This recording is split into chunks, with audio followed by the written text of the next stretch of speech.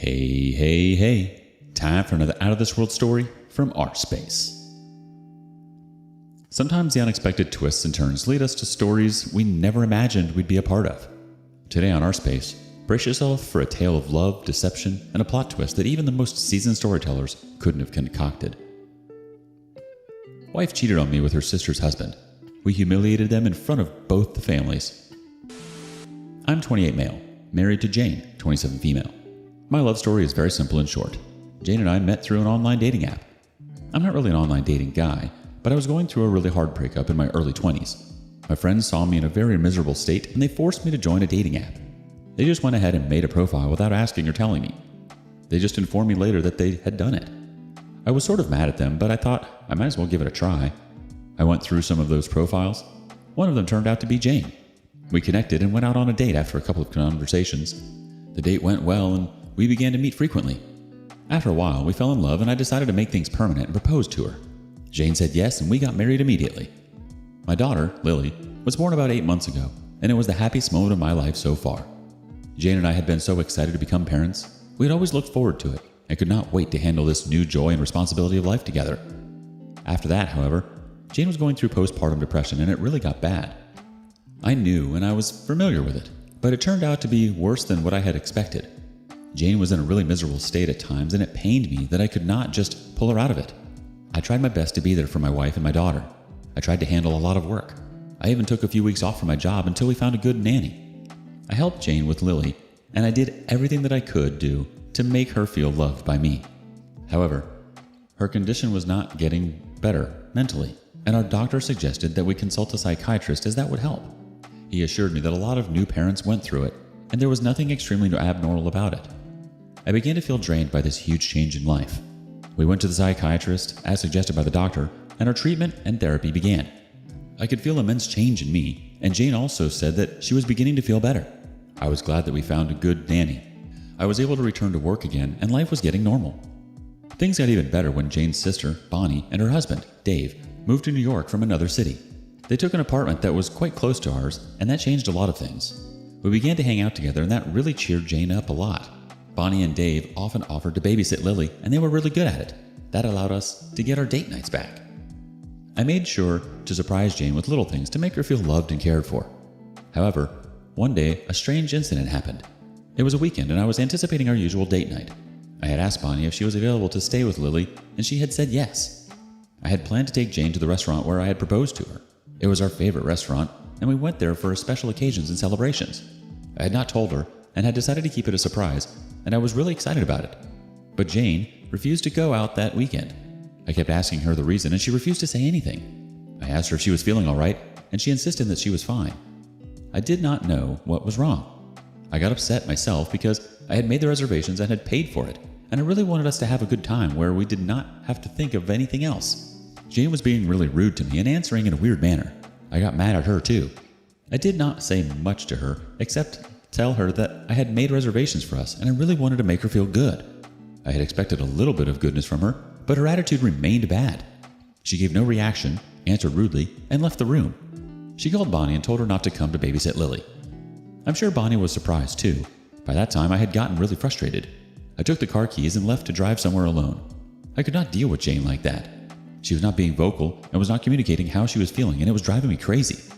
For the past few months, I knew it had been immensely hard for Jane with the pain of childbirth and postpartum depression, but I had been nothing but good to her.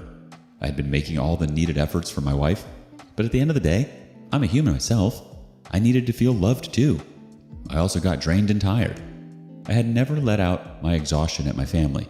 No matter how tired I had been, I never talked rudely to Jane. I always acted fine and pretended to be normal. Moreover, it's been 8 months since I'm dealing with this. With Bonnie and David coming into the picture, I was hoping things would get better. And it did get better, but after last evening's incident, I feel we were going back to square one. Why could she not do that for once? Or was it not her fault and she just could not help it? It's hard to say. She might have very well been going through something in that moment and just wanted to stay in. But the way that it was handled wasn't ideal, especially since you guys have been going through therapy. I mean, the therapist likely said communication is important in a relationship. So it's disappointing that she's refused to talk to you and just seemed to have shut down. You tried your best, OP. I'm sorry. Update 1. I was upset at Jane the last time that she behaved like a stranger towards me, but I somehow convinced myself that it was not her fault, and it was just an emotional reaction to this particularly hard phase of her life. I was like, that woman gave me a beautiful daughter, so I could also be more tolerant towards her. I love her a lot. I did not want her to feel bad because of me in some way, so I made up to her. I apologized for getting infuriated by her reaction. Jane was reluctant, but she made up. She didn't accept that some of the things that she did and said were not fair to me, but I let that go. As long as she was happy, nothing else mattered to me more. Things got slightly better, especially in the presence of Jane's sister. Jane felt very calm and relaxed around Bonnie, I observed. I was happy about it. At least she was at peace in someone's company, and that was enough for me. One day, I was coming home from work. I texted Jane to ask her if she needed anything that I could bring on my way home. Jane replied that she was at Bonnie's with Lily. I thought I might go to Bonnie's apartment and surprise her. I got some tacos for all of us and went to Bonnie's apartment. I knocked at the door. It took some more time than usual for David to answer the door. He was delighted and surprised to see me. We went inside and I saw Jane sitting in the living room with Lily asleep on the couch. Jane seemed a little distracted, but she said that she was fine. I asked about Bonnie and I told them I had brought tacos for everyone for dinner. Jane told me that Bonnie had gone out to get some milk as they had run out of it, and David had just gotten home from work. I know it should not be like that, but it bothered me a little to know that David and Jane were alone in the apartment. I immediately brushed the thought out of my head, reminding myself that David was just like a brother to Jane. She treated him like her brother, and she was her sister's husband, so letting such a weird thought in my head was very low of me. I scolded myself in my mind and decided never to think of such an obnoxious thing again. David and I watched a soccer game while we waited for Bonnie. Bonnie came after about 20 minutes with milk and some other things. She was happy to see all of us together. We had a great time. Jane felt good and it was obvious. Talking to David also made me feel much better than before. While driving back home, I asked Jane if she was feeling good after spending such quality time with Bonnie and David. Jane still seemed a little distracted and distant, as if she was not fully present and was not really listening to me. She had been so lively and happy at Bonnie's, but as soon as we got into the car, her entire aura changed. She murmured that yes, she was feeling great, but her expression said something else. I did not want to ruin our moods, so I let her be and dropped the conversation without pressing to discuss anything further. When we got home, I put Lily to sleep and kissed Jane. She barely kissed me back and said that she was too tired and needed to sleep. I wonder when Jane would get normal with me. I'm really missing my wife, that way she used to be. I want my normal, lovely, and happy Jane back. I wanted her to be joyful and at peace. Seeing her so distressed is really painful for me too. She's rejecting any sort of love that I'm offering her. She's not reciprocating the efforts that I'm extending to her. I don't know how long I can endure this behavior before I go insane. She makes me feel as if I'm a stranger to her, and it hurts more than I could ever imagine. I want my normal life back with my wife and daughter. I don't want to be waking up every day to a distant Jane who would not open up to me and push me away every time that I took a step towards her. I want her to feel at ease and behave normally like the happy family that we used to be. Any advice on dealing with this severe of postpartum depression would be really helpful. Can you speak to your therapist? I think if you're noticing something off with your wife, it's important to speak to them about it. And just try to remain supportive of your wife. It's definitely a hard time to navigate, but the best thing you can do is be supportive and help around the house and with Lily as much as you can. Update 2. My instinct says that Jane is up to something, but I don't know if I'm just overthinking. I continued being good to Jane, and she continued being distant and kept pushing me away. It was driving me crazy because I was unable to grasp the actual problem. I could not find a solution until I was aware of what was actually wrong. A few weeks later, it became clear to me why she had been acting that way. A few weeks ago, I was sitting in the living room and Lily was in her cot.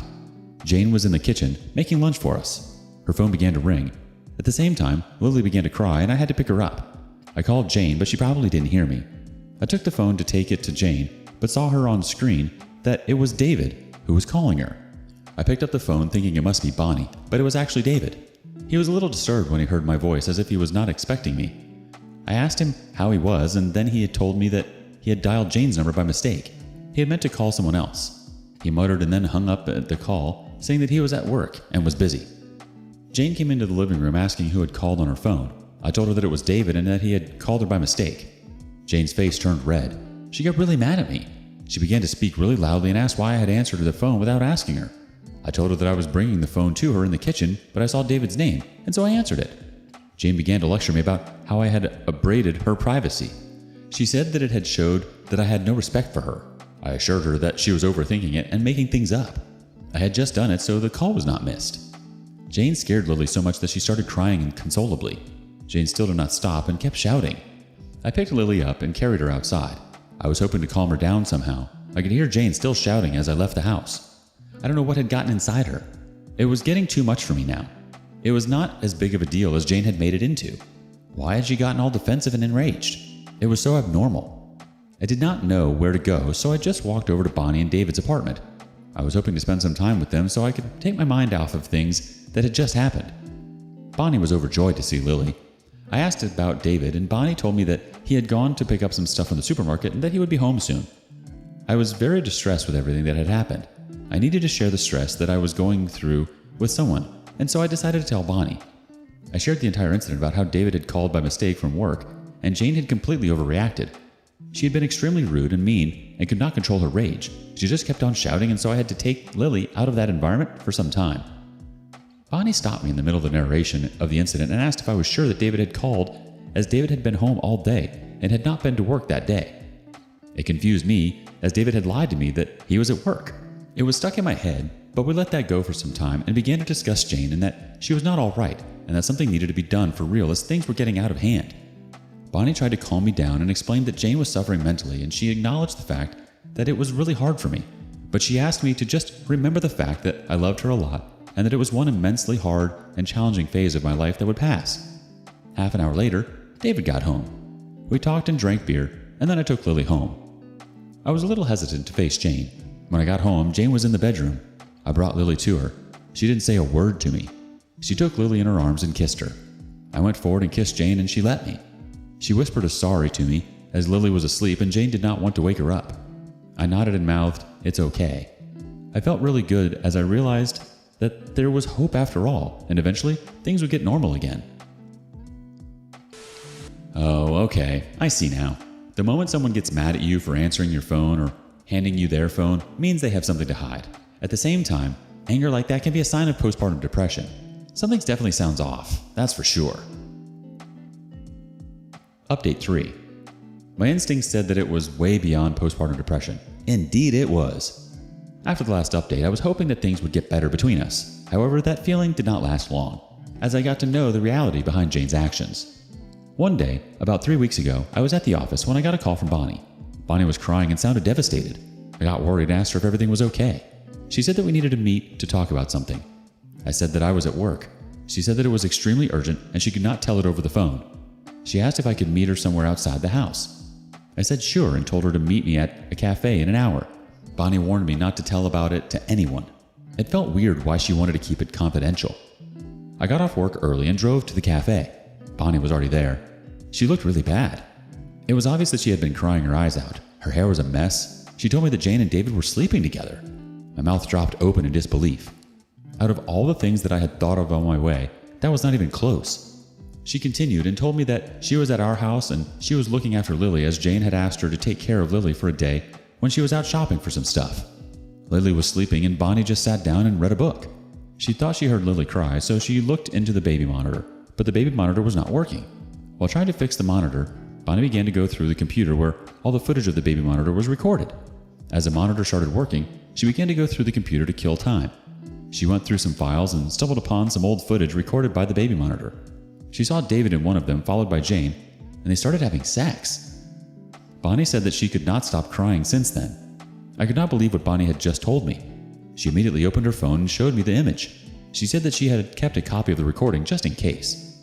She was going to use it to confront Jane and David, but she needed to run it past me first. After listening to all of this, it began to make sense. Jane had reacted so weirdly at David's call because she was guilty of cheating on me with him. She had been alone with him one day. I could put all of those weird incidents together, and they began to make sense now.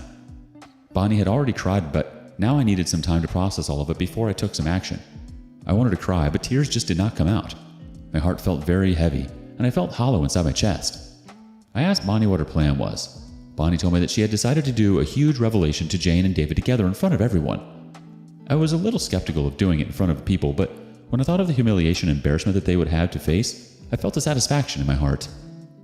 Bonnie and I planned a surprise party for Jane. We wanted to make her feel special, which was what we portrayed to our friends and family that we invited over. David had a hint about it, but he was not really involved in the arrangements. Mostly it was just Bonnie and I, so we made sure that things went according to our plan. I took Jane out for some time while Bonnie completed the final preparations.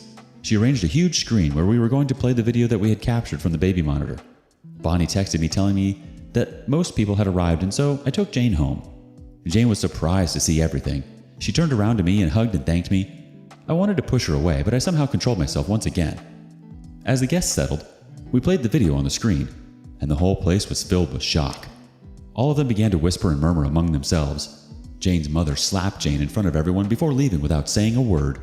David and Jane had nothing to say. They knew saying anything was useless, and nobody was going to believe them either. When all the guests had left and it was just the four of us, I told Jane that I had filed for divorce and that she would see me in court. Bonnie screamed and abused David and Jane and left the apartment.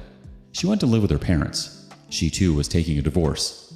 I moved out of my house that very day and shifted with a friend for a few days until I found a new place.